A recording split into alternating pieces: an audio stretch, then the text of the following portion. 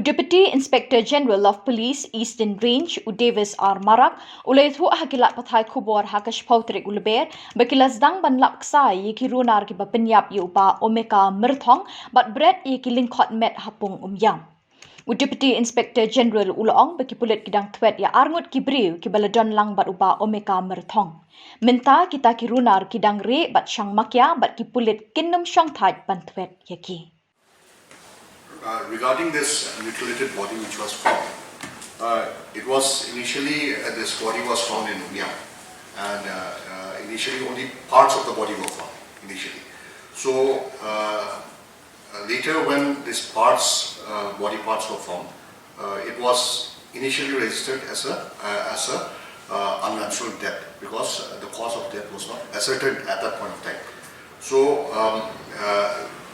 yesterday the post-mortem of this body has been done in Umiam, and later during the preliminary investigation we got to know that initially a missing report was filed on the 3rd of March regarding this person.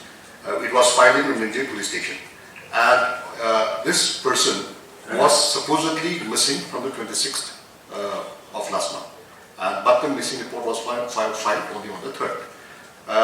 Lber police station, they were following up, and when they actually followed up, they got to know that this person was last seen with two of his friends who were supposedly maybe drunk or something.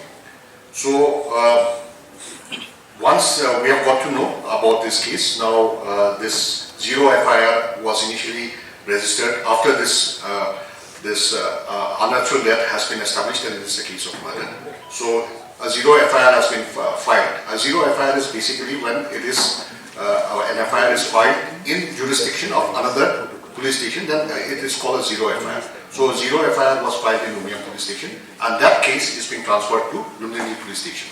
So once this case is registered, Lber police station will kick it up because that zero FIR is being registered and it's being transferred to Lber police station.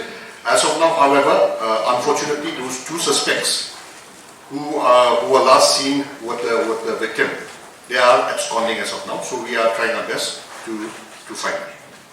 That we cannot rule out at this stage because unless we are able to get the two suspects who were last seen with him and we are able to arrest them and maybe interrogate them, then facts will become clear. It's already clarified that this drugs usually is linked with petty crimes. However, having said that, since it is a general question, the link to drugs cannot be ruled out cannot be ruled out completely.